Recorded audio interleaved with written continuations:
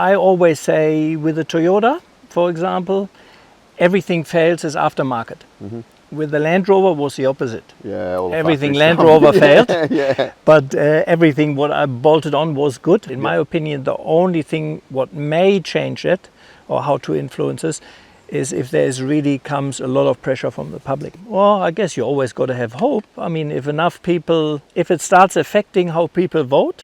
The Outer Side is proudly supported by Tie Gear. Head to www.tiegear.com to explore the wide range of high-quality camping essentials, including guy ropes, screw-in tent pegs, tie-downs, and heaps more. Tie Gear. Adventure secured. Dog and Gun Coffee. Check out www.dogandguncoffee.com to grab yourself some bloody good coffee ready for adventure. G'day and welcome to The Outer Side. I'm Tony, and in this episode I'm joined by Stephan Fischer from All Offroad. How are you guys? Welcome to the show, mate. Yeah, thanks for having me, mate. My pleasure. We're going to start with the fast five, so I'm going to ask you 5 questions and you just need to answer with whatever comes to mind. You've owned a lot of vehicles. What's the best car you've ever owned? Oh, that is a very hard question. Yeah, but what? Just the first thing that comes to mind. Yeah, I dare to say the most unique, tiny, but probably the Hilux, The current the Y67, yeah. Tiny's still a special car though. I saw a photo of that just last week and went, oh, that's pretty cool. Is it Yeah, still with around? the rear steer, and so it was a pretty crazy car. Still around? It's somewhere in Victoria. Yeah, good. Favorite band or music artist? Oh, music. Very varied, but probably Smashing Pumpkins, something like that, Very but very good. mixed, you Yeah, know? a bit of everything. Yeah. Yeah, good. Oh, we've got the local bush turkey in attendance. That's good. Is he coming? Yeah. If you could have an unlimited supply of one thing, what would it be? I guess it would be money, because I would build a lot of cars. yeah. Build a big shed and lots of cars. Big shed. I always say I would be a good millionaire because I wouldn't waste it on useless stuff. I just would make absolutely epic builds, you know. I rate it. I look at people like Jay Leno and I'm like, people go, oh, what would you do with all that money? Yeah, probably something like that. Yeah. What's the hardest four-wheel drive track you've ever driven?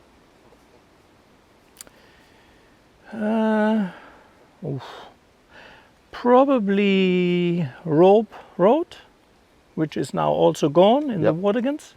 We were 2 cars, fortunately, and I think it took us 8 hours for 2 kilometers or so. Oh, really?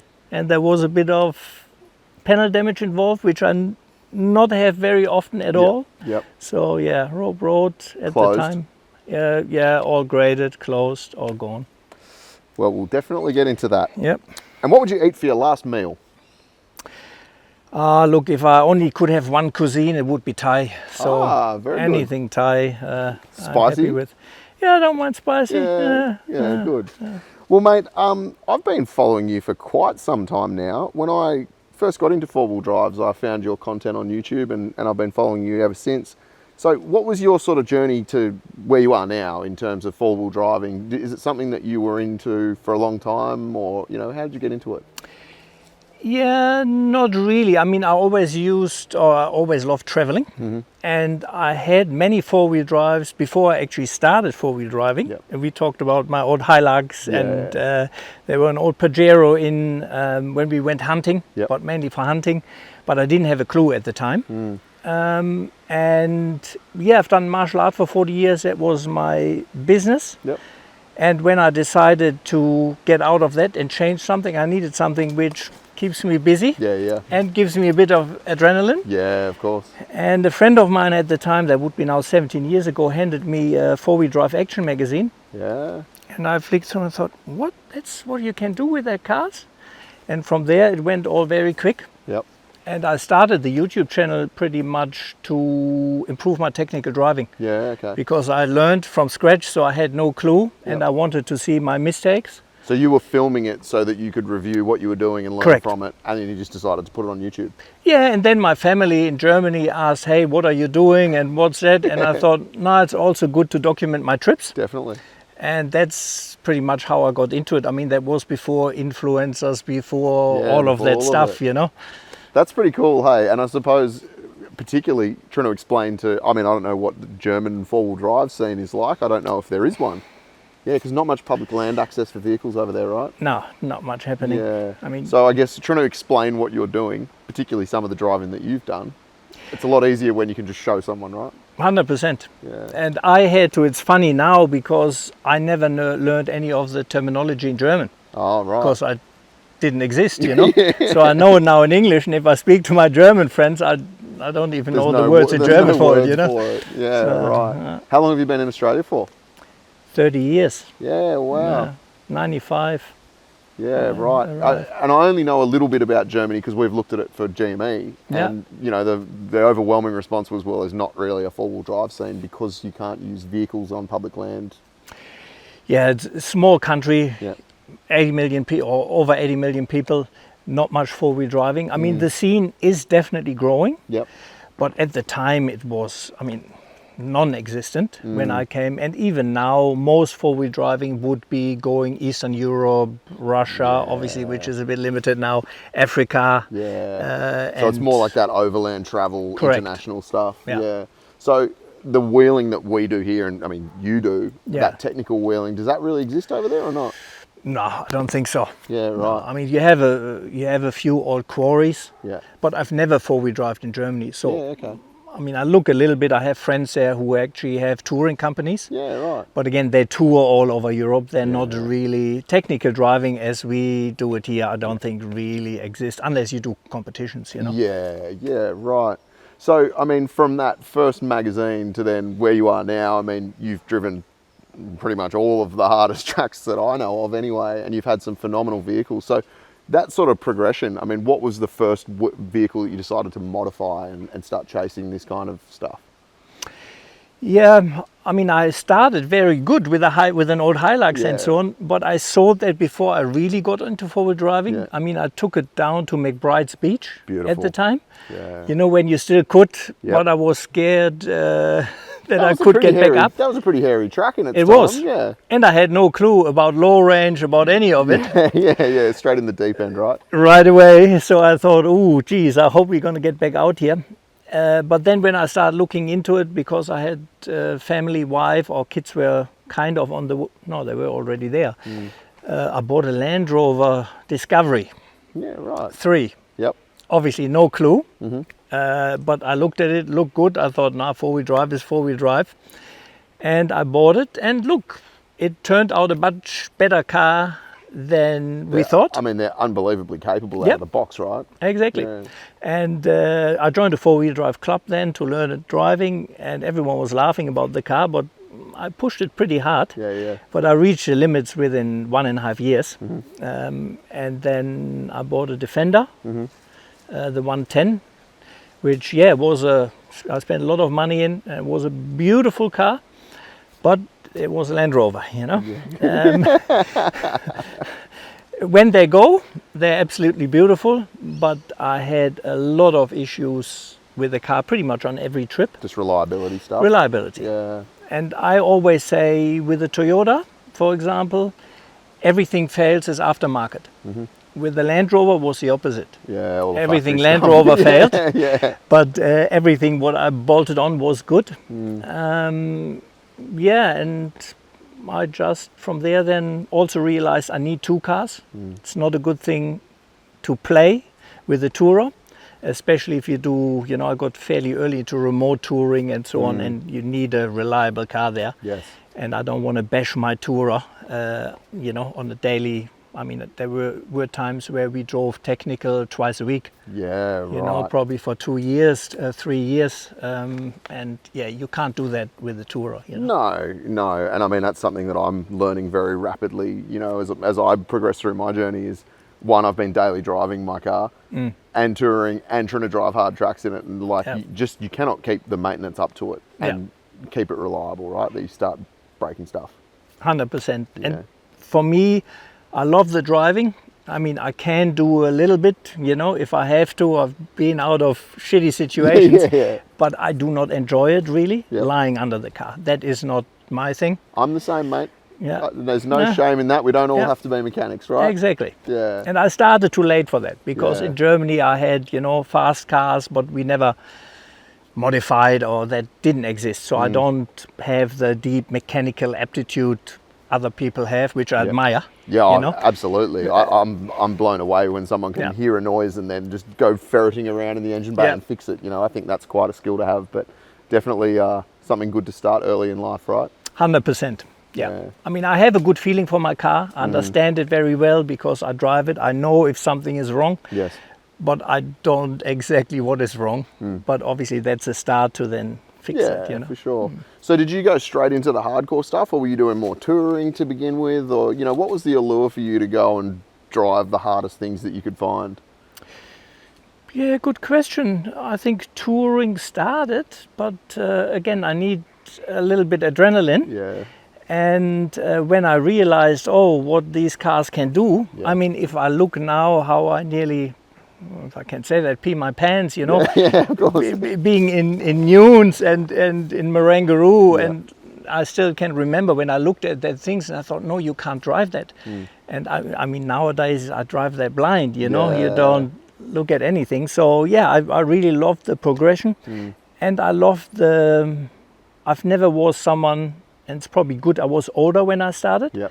I never was someone who put the foot down and just drove it. I always liked the technical aspect. The problem solving, the right? problem solving, to try to drive it with the least amount of wheel spin and damage, you know. I wanted to be a better driver. Yes. That is my personal challenge, and still is, and not just make it or break it, you know. That is, Yeah, and I think that's always come across in your content too, right? Like, don't take this the wrong way, but my wife cannot stand watching your technical four-wheel driving content because she says, oh my God, this is so boring. And I'll sit there and watch it and try and learn from it. But she also doesn't like rock crawling for the same reason, right? It's too slow. She wants action. We were watching something the other night and it was, it's like Slovenia or something. And it was like a cross between a crawler and an Ultra 4 car going up these steep, muddy hills, and like every second car rolled. She's like, this is really cool, I'm enjoying this. And I was like, you want to see the carnage, right? You don't want to see the clean technical driving.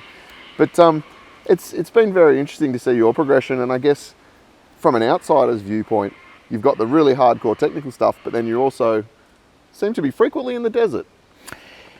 Yeah, see, for me, a lot of people see that as a contradiction and can't really merge that. But for me, actually had enormous benefits, I reckon, because the remote touring I do, we, not just in the desert, but Tasmania, and so we often do encounter harder stuff, stuff you don't expect, where people freak out. But because of the technical driving I do, I know my vehicle, I know exactly where the limits are. And in all of my trips, and I probably have 500 documented, but there would be another 200-300 which I didn't film. Yeah, wow. I think we only had once or twice really, I mean we had one rollover, but that had nothing to do with us. It just happens, My risk assessment is pretty good, you know, but also coming from, I worked in personal security for quite some time, so my risk assessment always was, I don't mind risks, but I want to be able to have reasonable control over it. And not just, you know, doing it. And I think the technical driving in that regards helped me very much. And that's why our touring stuff is probably also boring, because we just do it without dramas. My wife doesn't like the desert either, just so you know. So it's, but I mean, how many times have you been across the Simpson? Do you even know? No, I think overall desert, I counted at some stage, I think over 25 desert trips or so. Wow. What is it about the desert that keeps you going back? Yeah, it's a good question. My good friend Dennis Battelle, before he passed, he told me there are 3 different types in the desert. You have the first one who go in and get scared and want to go right back out, and I've met them. Then you have the type of person who goes in, ticks it off the box, and that was the end of the desert. And then you have people like me, him, and quite a few others who just get hooked to it.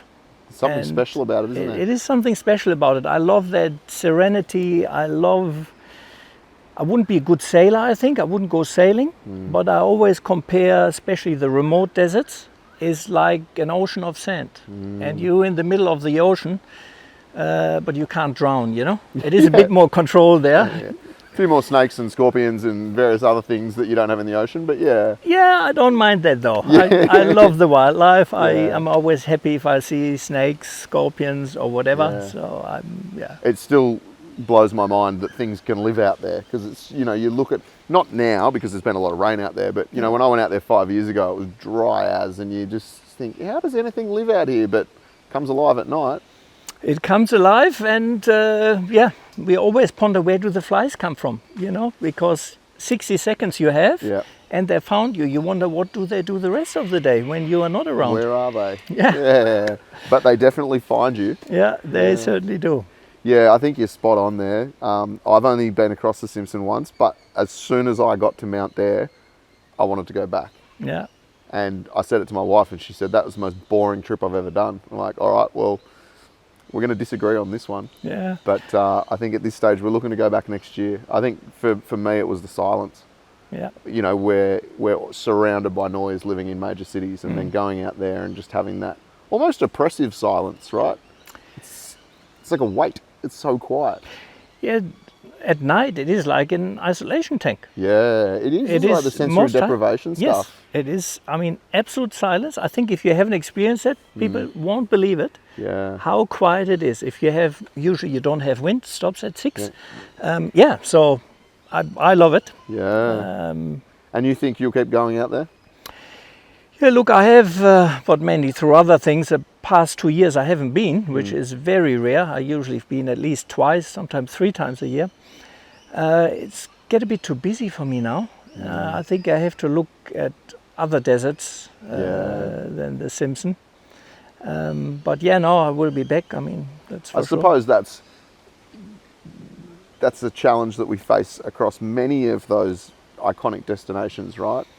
Like as the popularity of 4x4s and remote travel grows, and the vehicles become more capable, and there's more information out there, they become less remote because there's more people out there, right? Yeah, it's a double-edged sword, you know. So in a way, I'm probably also contributing to it, you know, with my videos, and it is something which weighs on my shoulders to some degree. Yeah, okay. That's why I, usually do not disclose locations if it's any sensitive stuff. I think if someone really wants to and puts the effort in, like I did or you did or others did, then fair enough. Sure. But I think it's a big problem that everything is now presented on a platter to you. You don't have to do anything. I mean, if you look at Blue Mountains, there are quite a few Blue Mountain Facebook posts and sort out who pretty much give every location away for a few clicks. And often these small places which are only used by locals, if you make them available to everyone, something's got to give, right? They get overrun, Yeah. There's one in the Blue Mountains, I haven't been there, but it's like a pool halfway down a waterfall. Yeah. There's very famous photos of, and I've seen lots of people posting photos there, and the comment section's usually, how do I get there? And they don't reveal it. But then there was one recently that came up, and it was some bushwalker that gave specific instructions on how to get there. And I thought, well, one, it doesn't look that safe. So do you want to be encouraging every man and his dog to go down there? But also, if lots of people start going there, then the inevitable will happen, right?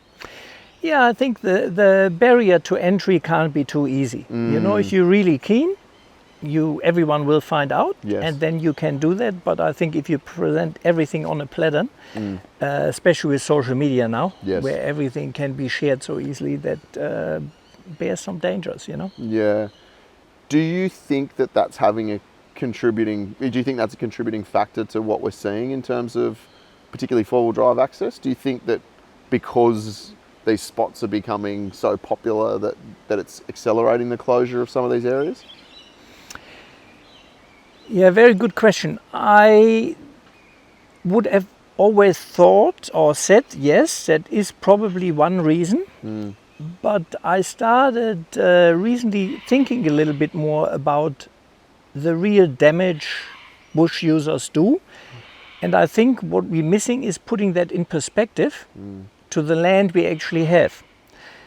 Don't get me wrong, I drive responsible, I carry other people's rubbish out, we clear tracks, you know, we do everything right as much as we can. And some people do not.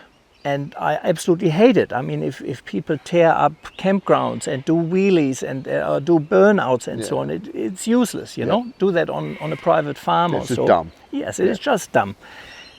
But overall, if you see what kind of damage is caused by natural stuff or by mining in the Garden of Stones, you know, or even national parks when they do a cleanup of Marangaroo, where they graded all the tracks and made him double as wide. I think if you see it in perspective, even if we all would do the wrong thing, we still do a very limited damage overall. Yes. Obviously, it's visible because you go there and you see that campground is wrecked and, you know, national parks or someone needs to fix it. Yes, but in the overall scheme, for the environment, it is not really big damage which is done there, even if everyone would do the wrong thing, which they don't.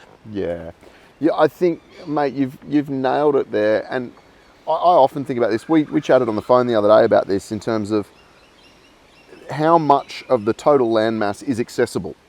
So how much of the total public land in Australia is actually accessible by a vehicle? You know, you look at the Gardens of Stone, for example. Half of those gullies or valleys, you're not driving down into there. They're cliffs, right? So that's immediately protected. And then you're really talking about fire trails or access trails, management trails. And you're right, there's only such a small percentage of people that are actually out there willfully damaging things and doing the wrong thing. I feel like it's an easy scapegoat, blaming four-wheel drivers. It's very visible. Yep. And it doesn't help that people post videos of stupid stuff on the internet. That makes it very easy. But I feel the same way. I mean, how much damage is a vehicle really doing as opposed to running a D11 through the forest to put in a solar farm or a wind farm or whatever else they might decide to do? Exactly. Or the next fire. I mean, the 1920 bushfires burned, I think, 70% of all national parks in New South Wales. Really? So what's the point? I mean, if we could really close something off, like the Wollamai, and we know in 100 years it will be exactly how it was, you know, or completely natural, nothing would happen to it, I would be more inclined saying, okay, maybe that's a good thing for certain areas. Yes. But that's not what's happening. No. You know, every 10 years at least, we have a big bushfire, and the vast majority of it burns down anyway. And I can't see that's worthwhile protecting. I mean, I think it's always worthwhile protecting, but locking everyone else out, locking the community out, and then it burns down anyway. What's the point of that, you know? It's a valid point, mate. We drove down the Bells line of road in 2019 when it was all on fire. And we went across to South Australia, and then a couple of weeks later we came back, and it was phenomenal driving through there past the Moons Plateau and up Bells and just seeing lots of things that I never knew were there, right? Yes. Like all the rocks, the dams and all of same here. What is it? Starts with a D. The walls. And there's that, gully with all the rock jumps and everything. I was like, I've driven up here 100 times and I never knew it was there. Hey, it was quite amazing. And then you see the rhetoric from the wider community saying, oh, the bush has been destroyed, it's devastated. And then you drive up there now and it looks the same as it did before, right? So I feel like Australia's always had this cycle of burning and, you know, in the scheme of that, do a few vehicles cause any long-lasting damage? I'm not sure. Again, I think it's an easy scapegoat because you see it, and then obviously with social media now there are, you know, too many people who do the wrong thing and then put it all out there, you know, which is double silly. So it's easy to focus on that. But if we really look at the environmental impact, I don't think it's a big thing at all. You know, I think one of the hard things for me to swallow is when they talk about, you know, four-wheel drivers leaving rubbish in the bush. And I mean, I'm sure you've done some driving at Menai, and you see what's in the bush at Menai or Yowwall and those sorts of places, and it's large-scale industrial dumping. It's not four-wheel drivers taking old boats and you know, tippers full of asbestos in there.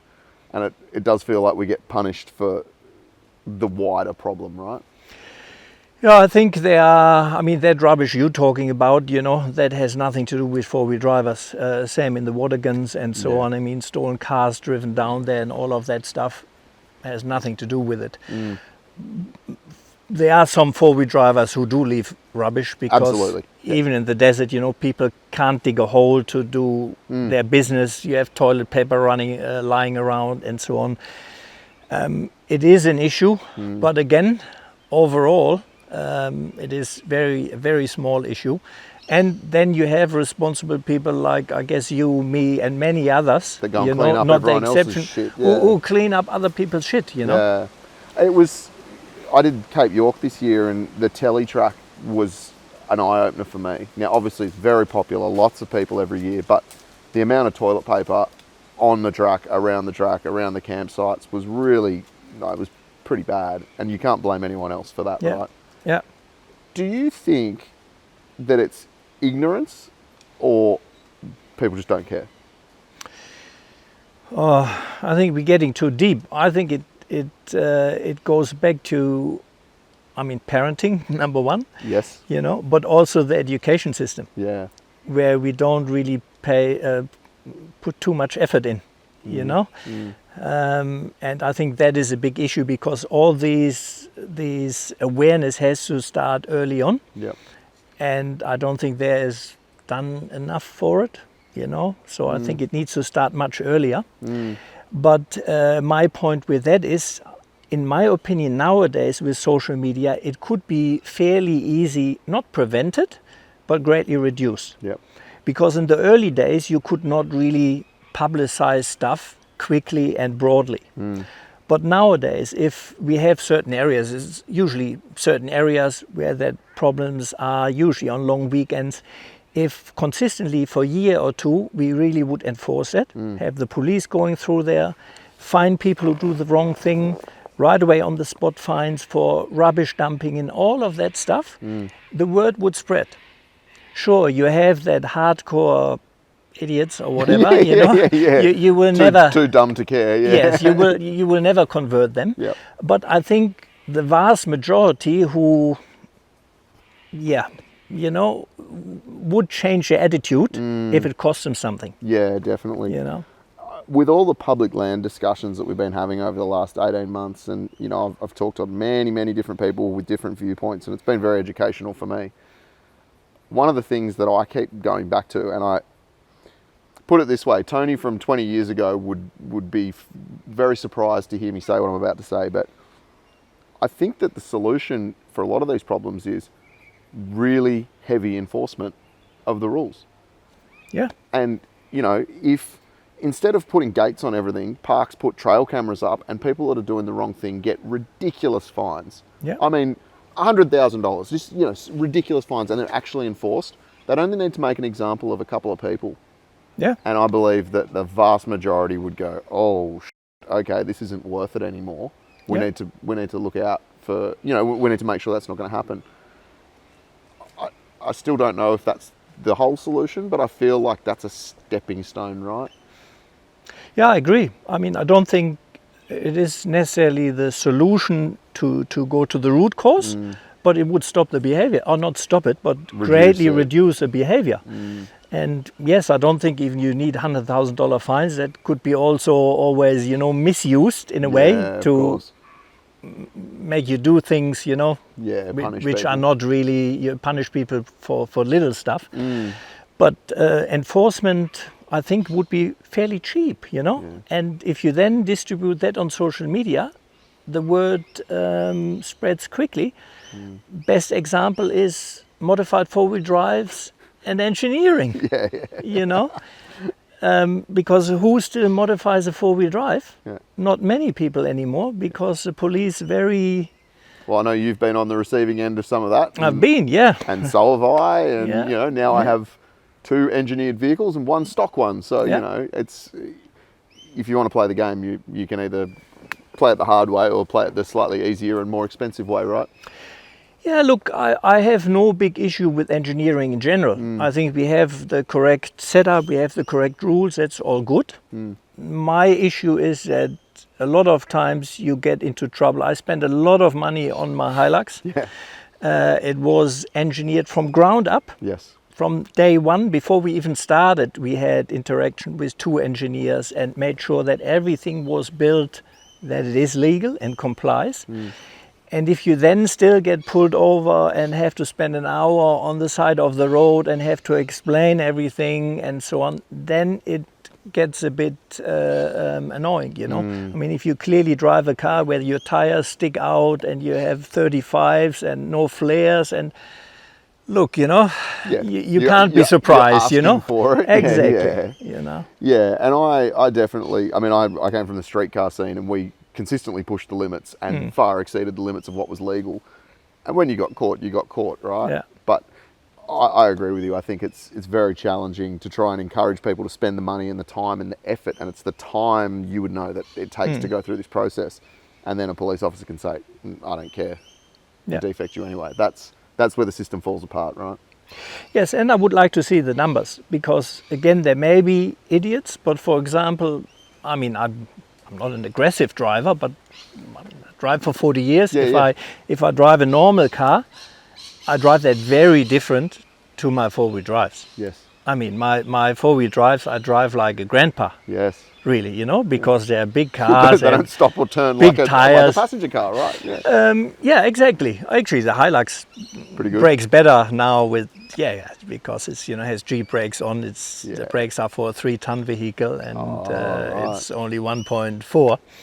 Is that all it weighs? 1.6 or so, yeah, it's very light. Oh my goodness. Yeah. I thought the GQ was light. It's 2.7. Yeah, no, it's very light. I mean, I have only very small fuel tank in it, Yeah. and there's not much on that car. So yeah, it'd drive nicely then, right? Yeah, it drives very nice. It's much safer on 37s, and with all the modifications, then it would be stock. Yeah, right. Braking, turning, hydro assist. That's the irony of it, right? It is. All modified vehicles are bad. Well, in some cases they're, you know, Yeah. and my GQ's the same. It's far better than a stock one. Yeah. We've replaced everything, upgraded everything. It actually drives quite well for what it is. Yeah, and I wonder what the numbers are. I can't see. I mean, I'm fairly active on social. Yeah. You are, and word spreads. I don't see many 4-wheel drives involved in accidents or fatal crashes or stuff like that. You know, No. I think the accident statistics wouldn't be really speaking in favor of going so hard after them for public safety. I think drink driving, for example, you know, 100%. drugs behind the steering wheel, that is stuff where I reckon the police should be really behind it, Yes. because you not just endanger yourself but also Yeah, other people. other you know? people. Yeah. It's interesting you mentioned that.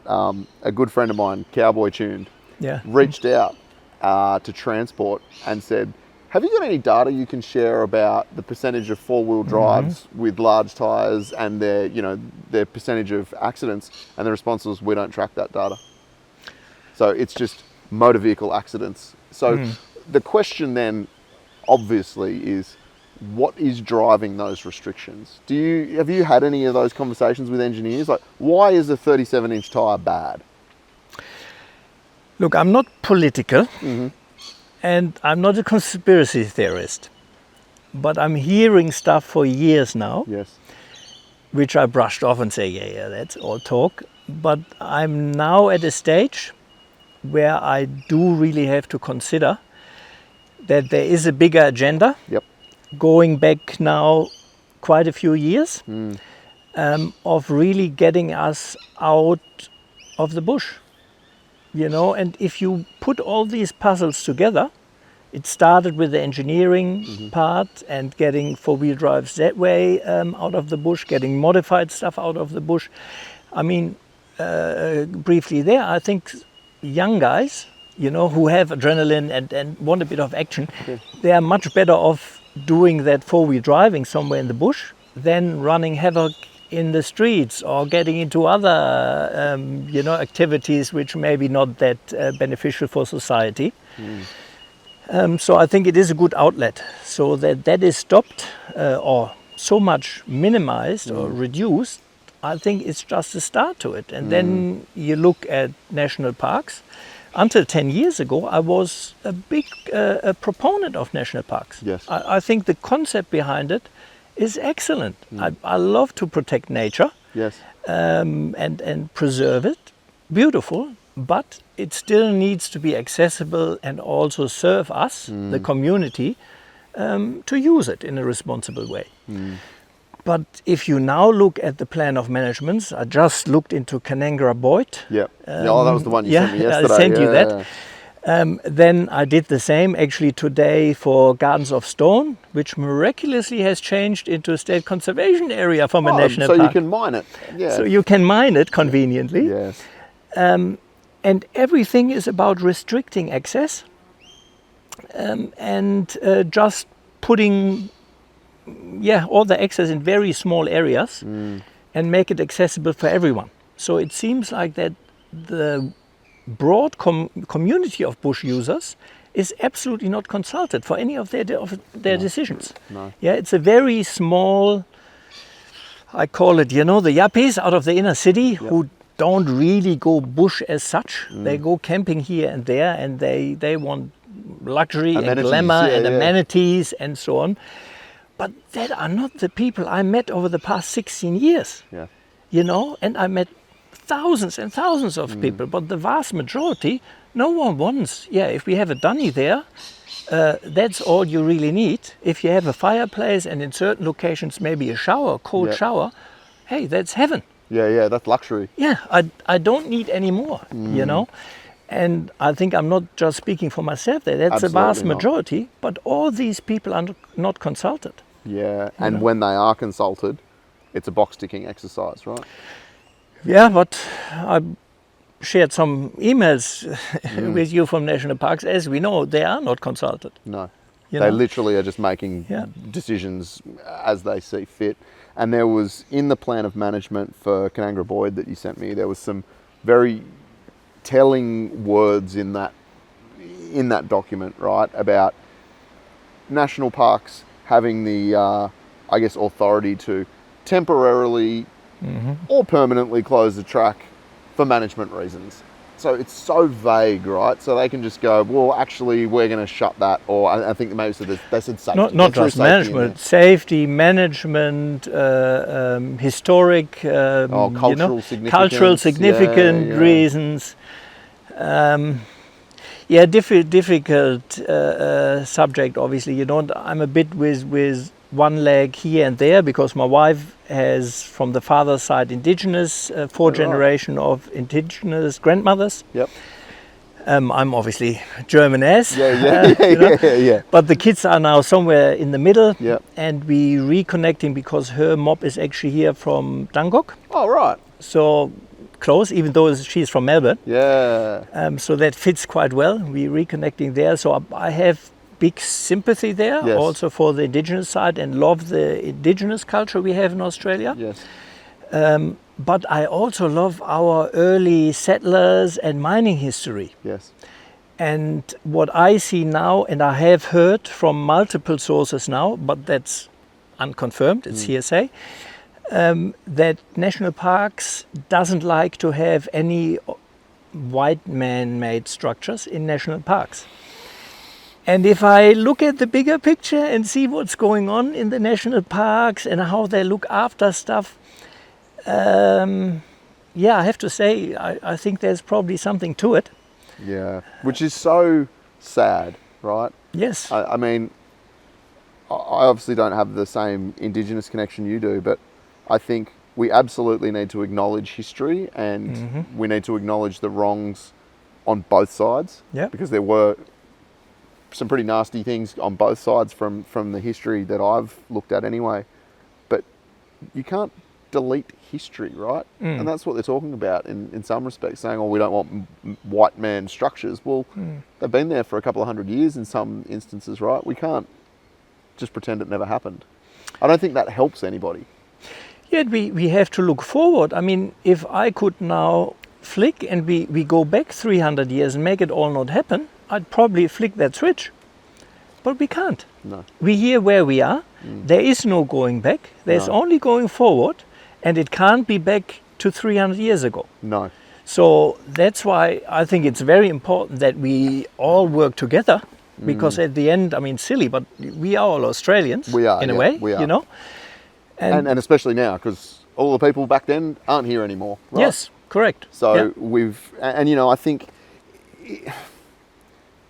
we are all Australian, and so many of the decisions that appear to be being made now by the government, by bureaucrats, are divisive. Yes. They're dividing the Yes. community more than ever before. Yeah. And then that brings the racism out in people, and it brings out this, you know, this anger because it doesn't seem fair, and it really just seems to be dividing the community more than ever. Yeah, 100%. And I think we're doing a lot of damage here, looking forward. Yeah. You know, because that is not reconciliation. I mean, you know, all of a sudden I'm not a rock climber, but I do value and appreciate that other people use the bush different than I do. Yes. I have no problems with that, you know. I'm a four-wheel driver. I do bushwalking as well, Yep. and I love that. But otherwise, you know, I'm not using the bush as a rock climber or for forsaking or so, but I appreciate that people want to do that. That's perfectly fine with me. And if they want to do that, they should be able to, Exactly. right? They should be. We all should be able to have our hobby. People say, oh, what are you doing with that technical driving up the rocks? That's stupid. For me, I'm German. Cricket is absolutely stupid. You know? Fair. Yeah. 6 days or so for one game or something like that. What are you doing? Hurry up. Yeah. But hey, no problem. If you love cricket and you play cricket, good on you. But you're not going to go, oh, well, cricket should be banned because I don't like it. Exactly, you know. Everyone has their hobbies and passions, and as long as you don't harm other people with it, do it. Yep. And you know, in Victoria, big discussions now because hundreds and hundreds of climbs are closed because of cultural significant sites. I'm going to butcher the pronunciation of this, but it's Mount Arapiles, I believe. Yes. And in the Grampians, In there's the a whole Grampians, bunch that they've closed, and a bit closer to home, maybe closer to home, Mount Warning. Yes. You know, not so much, from my understanding, a hardcore rock climbing trail, but you know, quite a challenging hike. It's hard to justify, oh well, you can't walk up there, or you can't climb up it. I'd say they're doing almost no damage to the environment, right? Yeah, I mean, I started looking into it a little bit now. I'm no expert in that area at all, but from what I've seen, there are hundreds of climbs closed, which have never been assessed. There's nothing to close them, really. You know, and as far as I could see, the rock climbing community was more than happy to oblige, clear, which I did anyway, I believe, historic and cultural sites, and just close a few climbs. But again, like so often in Australia, there's a blanket ban put over a whole area without really having done assessments. And cultural sites, yes, but for me it's hard to understand how something like Lake Eyre, for example, you know, all of a sudden can be completely closed for cultural reasons. And you can't sail on it. And you can't sail on it, you can't go to it anymore. It doesn't do us as a nation any favors. Agree. And it really splits it into, you know, in kind of black and white. It really does, yeah. You know, and that's not And it good. doesn't, you know, saying, oh, it's culturally significant.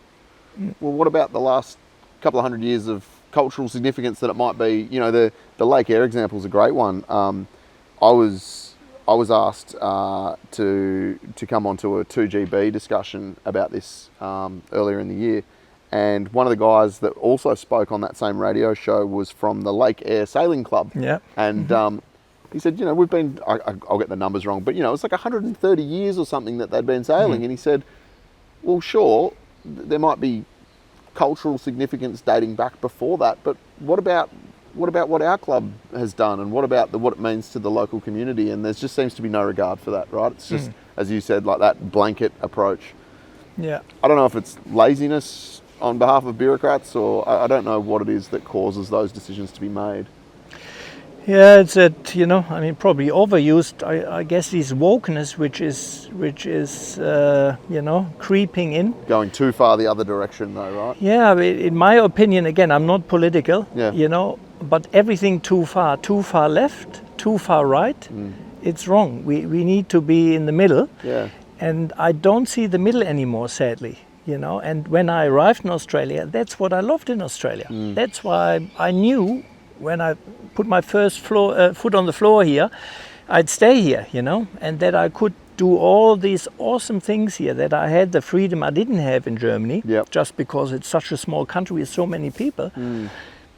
And I see that really taken away. And I'm scared in a way. My kids grew up camping from 2 years old. My daughter has been in the desert, I don't know how often, on cross-country trips and so on. My son as well. But their kids, if it all continues, they won't be able to, and that is tragic for me, I reckon. It's interesting, because the perception of Australia has always been very laid back, easygoing, and you're right, it doesn't seem that way anymore, right? There seems to be ever increasing restrictions, but also just control is what it feels like. And I'm the same as you. I would never have called myself a political person or a conspiracy theorist or anything, but enough things happen. And you start to go, well, is there a bigger plan in place? And I mean, there's that 30 by 30 agenda, which it's published, right? It's not a conspiracy. And for anyone who wants to disagree in the comments, I look forward to having a debate with you, because I get a bit of that saying, it's not real. It is. It's out there, look it up. It's the published. Website is up. Yeah, it's published. Tanya Plibersek signed the deal, right? Yeah. And I wonder, okay, cool, you do that, and then what? What comes after that? And there's talk of 50 by 50, and then it just a 15-minute city or whatever, that sort of stuff. It sounds ludicrous, but then lots of the decisions that are being made definitely seem like we're going in that direction. It seems like it, and my thing is, again, we probably have to do something to reduce the footprint, but locking everything up doesn't do that, because it just burns down, and us not using it does not help that agenda in my book. It makes it worse, right? Yes. Yeah. I have friends who were in or who are still in the fireys, and where the Mount Gosper fire and so on up there. There was no access. There were no fire tracks. So many other things went on there. Yeah. But they couldn't access it to fight the fire, right? No. Yeah. There are no tracks through it. And I, for example, can't tell you, and yourself, four-wheel driver, I would have cleared hundreds of trees over my 14 years I've done hundreds on one track in Tasmania, Yes. like and it's standard when you go on a trip like that. You go to Tassie, everyone's got a chainsaw in the car, right? Yeah. We're doing a free service, in my opinion. Yes. Yeah. And we constantly are told that national parks are underfunded and they don't have enough resources to manage the land. At the same time, they're putting more and more land under national parks management. So how is that going to work? And if we're out there and clearing fire trails, cutting trees to dead trees, just to be clear, and moving them out of the way, is that not helping the situation? I guess it's that sort of stuff that's really hard for you and I and for the wider four-wheel drive community to kind of understand where it's coming from. I think the problem is, and I also want to say that I do not think that, for example, the rangers on the ground in national parks, for the vast majority, the ones I met, they are very dedicated and very good people. Yes, agree. But they follow what is coming from upstairs. Yes. And I think there, if you look in the funding cuts over the past 10 years, it's frontline workers that are getting cut, right? We're getting cut, and national parks just doesn't seem to have any value anymore for the population. But the government is there to serve the people. And allegedly, and I think especially now in our highly, technicized, connected society, I think going in the bush, for me, that's meditation. That is, being out in the bush, super important, mental health, for everything. So we should encourage that. But it seems like the government strategy seems to be, we just lock it all up, and again, hardly any one of them goes in the bush. Yes. We just lock it all up, and we say we do all these great things, but they create a very unhappy constituent. Yeah, that's something I've thought about a lot, and I've spoken to some of my close friends about it, and I think the vast majority of the community don't care.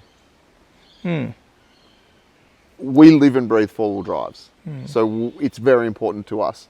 But I said to a young bloke who was asking me about this yesterday, or not yesterday, sorry, a week ago, he said, but why don't more people care about the restriction of access? And I said, look up your street, mate.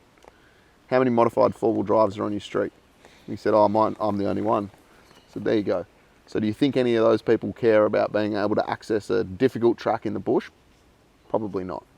And I think we've got to remember that four-wheel driving particularly is a minority, but then you add all the other user groups, the rock climbers, the hikers, the fossickers, the hunters, all those, and all of a sudden it's a huge volume of people, right? But how to get them to unite and find common ground has been a struggle for me in particular over the last 18 months of going through this process. But I guess that is what you said. Australia not lazy, but laid back, back, yeah. and I think that is right. But the laid back approach is that people just let things happen. Yep. That's not the government is laid back. The government restricts, restricts. Yep. But what feeds into it is the Australian laid back attitude. Yeah. Where, She'll be right. She'll be right. It's going to be all right, And I said that as well for quite a few years. Yes. But now I start waking up, and it's not going to be all right as it seems like if that continues on, And I feel like there is a shift occurring in that people are getting very frustrated, right? And it's always much harder to deal with when it's somewhere that you like to go, right? So the Noons Plateau, Gardens of Stone was a perfect one for me. That was where I learnt to drive a car on the dirt, right? Yeah. And what happened up there was so disappointing, when it was Dominic Perrottet announced that they were going to turn it into national park and there'd be four-wheel drive trails and all of this stuff.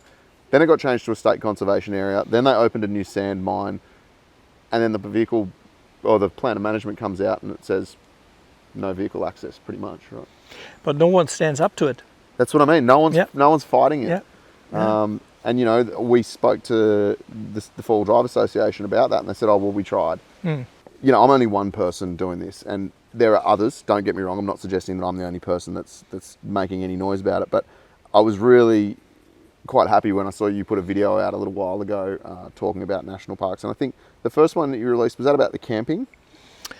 Probably the camping and the track closures in Victoria and so on. I'm thinking about it for quite some time. But again, you just sit back and think it will be all right until you realize it won't be all right. And that's why I decided to come a bit into the open with that, because definitely. we need to raise awareness. In my opinion, the only thing what may change it or how to influence this is if there really comes a lot of pressure from the public. I agree with you. Yeah. I think we've got to all make as much noise as we possibly can, right?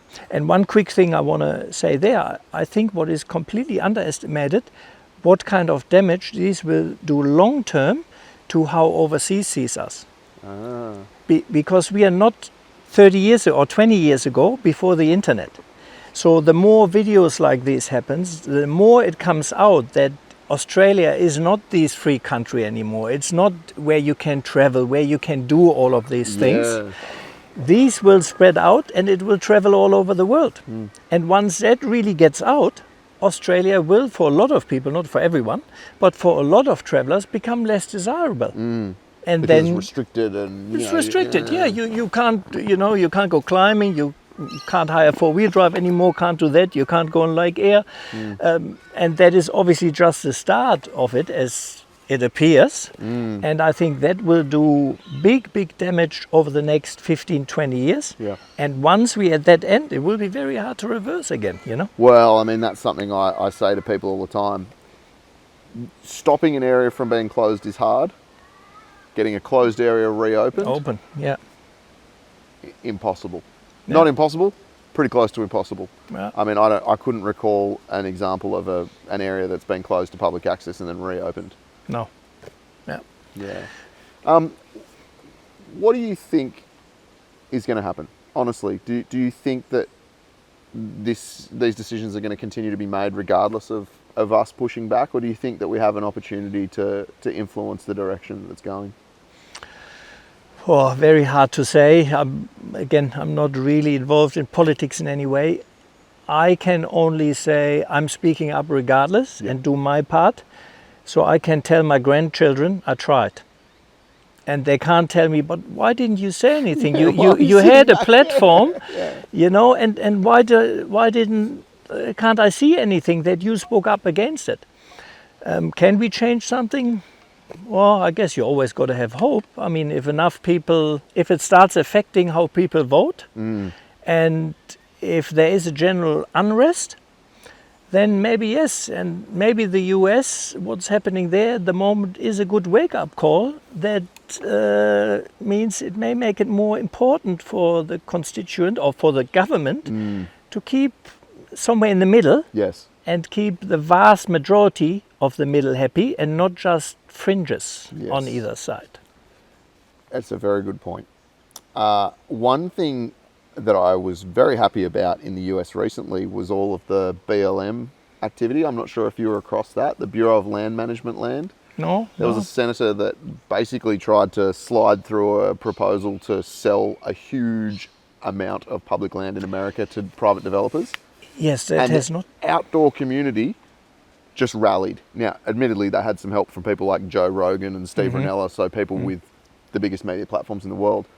But hunters, dirt bike riders, rock crawlers, overlanders, they all banded together and made it such a massive issue and made so much noise that the senator just backed away from it all and then released a statement saying, actually, nah, it's fine, we're not going to do any of this. Ah, okay. It was phenomenal to see, and it gave me hope, I guess. Yeah. Because since I got involved in all of this, and I don't really know how I got involved in all of this, but it just kind of happened. I think, like you, one day I got the with it and went, well, no one else is doing anything, so I'm going to have a crack. And it was because of my daughter. I want her to have the same opportunities that I had. But over the last 18 months, there's been numerous times where I've sat back and thought, is this just futile? Am I wasting my time and effort? But seeing what happened in America gave me a little bit of hope that if we get the right people behind it and get the right messaging, then maybe we can change something here. Yeah, I think the call out really is to unite as user groups. I mean, I have now over the past few weeks connected with quite a few climbing groups in Victoria. And yes, there are some people in these in every community, or, you know, they only want to see themselves and no one else matters. But the guys who run associations there who are really involved have the same view as I have. I'm happy that you can climb there and I'm all for that you have access. And they are also happy that we do four-wheel driving and are happy for us to have access.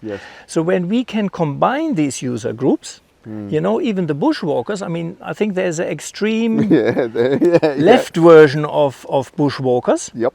Mind you, the Wollomine pine virus, I think, was actually introduced by bushwalkers, but that's a different thing. I love my bushwalking, but even the moderate bushwalkers, you know, the fossickers, the motorbike riders, the horse riders, we all have at the end the same goal. We want to use nature and spend time in the bush, and we can all do that pursuing our individual hobbies without really interfering with each other. I don't think I ever heard a horse rider or a rock climber with my four-wheel driving and vice versa, you know. And I think, you know, I'm not here to tell anyone what to do, but that's one thing I will say is we've all got to be considerate, right? So if you're driving along a fire trail and you see some people walking, just slow down, you know. And I'm not saying for a second that you wouldn't, but I think small things like that can make a huge difference, right? Just being respectful of other bush users. I'm very aware of that because I'm a state forest hunter, and there's nothing that will upset a far left bushwalker than a armed bushwalker in camo.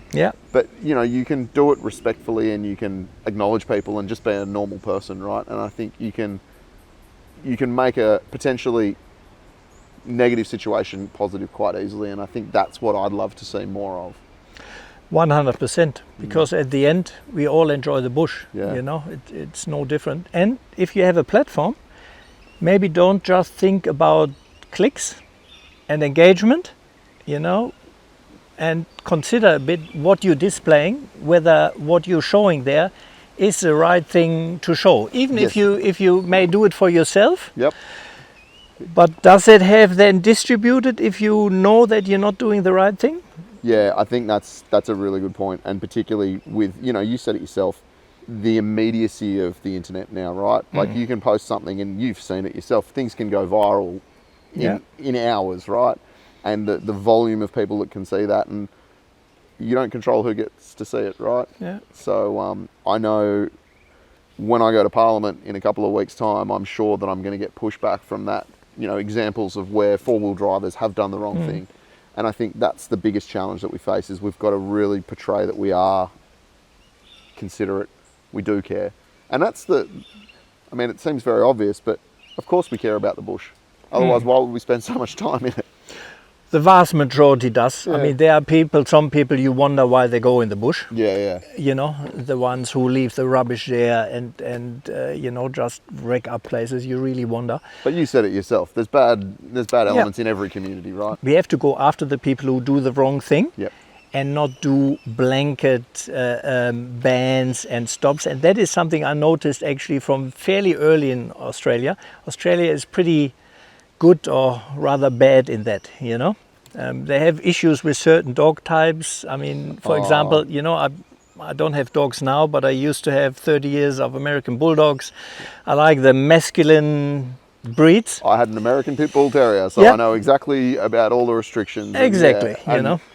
Yeah, he wasn't great with other dogs, but he would never hurt a person, but he was still restricted, right? Yeah, and it's the people who misuse their dogs, but it's not the dogs. Yeah. You know, itself. So we Same have as four-wheel drives, right? Yeah, exactly. The four-wheel drive in and of itself is not doing any harm. It's the operator that does it. guns. I mean, it applies to everything. Yeah. So go after the people who do the wrong thing. Yeah. And now it has never been easier to spread that, that you go after these people, and you will greatly reduce the negative things people do, I guess, you know. Absolutely, mate. Before we wrap it up, I have one question for you. Is there any four-wheel driving in Australia that you haven't done that you want to tick off your list? Is there a track that you want to drive, or is there a trip that you want to do? Oh yes, always. I mean, I was supposed to do the Cape. Yep. I still haven't done the Cape. Really? Yeah, it's a desert's fault. You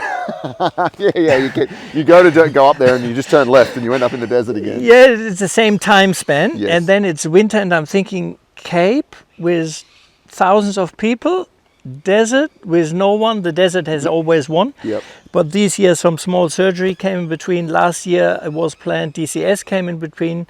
So yes, the desert, Cape York, I still want to do. And yeah, I haven't done Northern Territory, so I've been pretty much halfway. Yep. But yeah, there are quite a few things. So more touring stuff, you reckon? Oh, both. Yeah. I mean, harder stuff, yeah, it's just so frustrating with all that defects. I mean, I haven't driven 6-stage in the Hilux, and that's why I changed my cars, my play trucks as well, because driving the same track in a different car is again a completely different ball game, a technical challenge, different wheelbases and so on, slightly different approaches. So 6-stage I haven't done the Hilux, and there are quite a few tracks I haven't done the Hilux yet. Too good. So. Oh, well, I look forward to seeing it, mate. Yeah, same here. So if anybody doesn't follow you already, what's the best place to find you? Is it YouTube? Yeah, YouTube, All Offroad AU, and yeah. Perfect. Mate, I really appreciate your time. No, thank you for having me, Tony. Great to meet you, mate. Stefan. You Thank too, man. And we'll see all of you next time on the outer side.